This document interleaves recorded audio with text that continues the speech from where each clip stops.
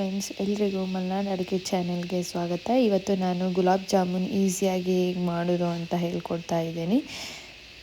ಮೊದಲಿಗೆ ನಾನು ಸ್ಟವ್ ಮೇಲೆ ಒಂದು ಪಾತ್ರೆನ ಇಟ್ಕೊಂಡು ಪಾಕಕ್ಕೆ ಎಷ್ಟು ಬೇಕೋ ಅಷ್ಟು ನೀರನ್ನು ಹಾಕ್ಕೊಂಡಿದ್ದೀನಿ.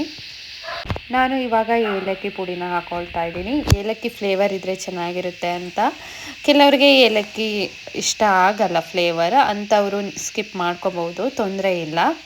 ಸ್ವಲ್ಪ ನೀರು ಬಿಸಿ ಆದ ನಂತರ ನಾನು ಇಲ್ಲಿ ಕೇಸರಿ ಪುಡಿನ ಬಳಸ್ತಾ ಇದ್ದೀನಿ. ಏನಕ್ಕೆ ಬಳಸ್ತಿದ್ದೀನಿ ಅಂದರೆ ಒಂದು ಸ್ವಲ್ಪ ಕಲರ್ಗೋಸ್ಕರ ಅಷ್ಟೇ. ಇದನ್ನು ಹಾಕ್ಕೊಳ್ಳೇಬೇಕು ಅನ್ನೋ ನೀಡ್ ಇಲ್ಲ.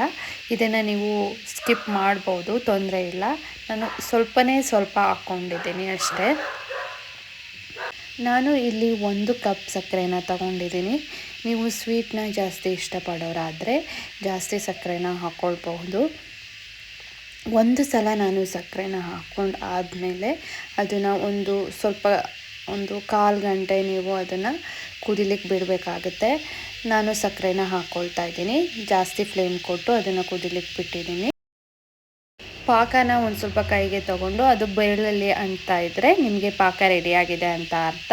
ನಾನು ಪಾಕನ ಸೈಡ್ಗೆ ಎತ್ತಿಟ್ಕೊಂಡು ಇವಾಗ ಒಂದು ಬೌಲಲ್ಲಿ ಗುಲಾಬ್ ಜಾಮೂನ್ ಪೌಡರ್ ಇರುತ್ತಲ್ಲ ಅದನ್ನು ಹಾಕ್ಕೊಳ್ತಾ ಇದ್ದೀನಿ.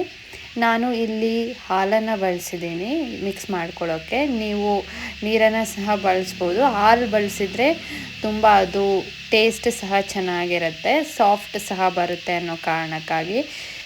ನಿಮಗೆ ಏನಾದರೂ ಸ್ವೀಟ್ ತಿನ್ನಬೇಕು ಅನ್ನಿಸ್ದಾಗ ಕೆಲವೇ ನಿಮಿಷಗಳಲ್ಲಿ ಮಾಡ್ಕೋಬಹುದಾದಂಥ ಒಂದು ರೆಸಿಪಿ ಇದು. ಈಗ ನಾನು ಹಾಲನ್ನು ಹಾಕ್ಕೊಳ್ತಾ ಇದ್ದೀನಿ. ನೀವು ಹಾಲನ್ನು ಹಾಕ್ಕೊಂಡು ಸ್ವಲ್ಪನೇ ಮಿಕ್ಸ್ ಮಾಡ್ಕೋಬೇಕಾಗುತ್ತೆ. ನೀವು ಚೆನ್ನಾಗಿ ನಾದ್ಕೋಬೇಕಾಗುತ್ತೆ. ನೀವು ಚಪಾತಿ ಹಿಟ್ಟು ಹೇಗೆ ಕಲಿಸ್ತೀರಾ ಆ ಥರ ಪೂರ ಗಟ್ಟಿಯಾಗಿ ಕಲಿಸ್ಲಿಕ್ಕೆ ಹೋಗಬೇಡಿ. ನೋಡಿ, ಈ ಥರ ಸಾಫ್ಟಾಗಿ ನೀವು ಕಲಿಸ್ಕೋಬೇಕಾಗುತ್ತೆ. ಇವಾಗ ನಾನು ಇದನ್ನು 5 ನಿಮಿಷ ಎತ್ತಿಟ್ಕೊಳ್ತಾ ಇದ್ದೀನಿ. ಇವಾಗ ನಾನು ಮನೆ ತುಪ್ಪ ತೊಗೊಂಡಿದ್ದೀನಿ. ಇದನ್ನು ನೀವು ಚಿಕ್ಕ ಉಂಡೆ ಆಗಿ ಮಾಡ್ಕೋಬೇಕಾಗುತ್ತೆ. ನಿಮಗೆ ದೊಡ್ಡದು ಬೇಕು ಅಂದರೆ ದೊಡ್ಡದು ಮಾಡ್ಕೋಬಹುದು, ಚಿಕ್ಕದು ಬೇಕು ಅಂದರೆ ಚಿಕ್ಕದು ಮಾಡ್ಕೋಬಹುದು. ಇವಾಗ ಕೈಗೆ ಒಂದು ಸ್ವಲ್ಪ ತುಪ್ಪನ ಸವರ್ಕೊಂಡು ನಾನು ಚಿಕ್ಕ ಉಂಡೆ ಆಗಿ ಮಾಡ್ಕೊಳ್ತಾ ಇದ್ದೀನಿ. ಇವಾಗ ಉಂಡೆ ಮಾಡ್ಕೊಂಡಿದ್ದೀನಿ ಎಲ್ಲ ಪೂರ. ನಾನು ಇವಾಗ ಸ್ಟವ್ ಮೇಲೆ ಒಂದು ಬಾಣಲಿ ಇಟ್ಕೊಂಡು ಎಣ್ಣೆ ಎಷ್ಟು ಬೇಕಾಗುತ್ತೆ ಅಷ್ಟನ್ನು ಹಾಕಿ, ಎಣ್ಣೆ ಕಾಯ್ದ ಮೇಲೆ ನಾನು ಏನು ಉಂಡೆ ಮಾಡ್ಕೊಂಡಿದ್ದೀನಲ್ಲ ಅದನ್ನು ಹಾಕ್ಕೊಳ್ತಾ ಇದ್ದೀನಿ. ನೀವು ಲೋ ಫ್ಲೇಮಲ್ಲಿ ಬೇಯಿಸಬೇಕಾಗತ್ತೆ. ನೀವು ಜಾಸ್ತಿ ಫ್ಲೇಮ್ ಇಟ್ಕೊಂಡ್ರೆ ಫುಲ್ ಕರ್ದೋಗ್ಬಿಡುತ್ತೆ. ಅದಕ್ಕಾಗಿ ಗೋಲ್ಡನ್ ಬ್ರೌನ್ ಬರೋ ತನಕ ನೀವು ಬೇಯಿಸ್ಕೊಳ್ಬೇಕಾಗತ್ತೆ. ನೋಡಿ, ಈ ಕಲರ್ ಬರಬೇಕಾಗುತ್ತೆ ನಿಮಗೆ. ಇದು ಆಲ್ಮೋಸ್ಟ್ ಆಗಿದೆ. ನಾನು ಇದನ್ನು ಪಾಕಕ್ಕೆ ಹಾಕ್ಕೊಳ್ತಾ ಇದ್ದೀನಿ. ನೀವು ಬರ್ತ್ಡೇ ಪಾರ್ಟಿ ಫಂಕ್ಷನ್ಸ್ ಏನೇ ಇದ್ದರೂ ಕೆಲವು ನಿಮಿಷಗಳಲ್ಲಿ ಈ ಸ್ವೀಟ್ನ ಮಾಡ್ಕೋಬಹುದು.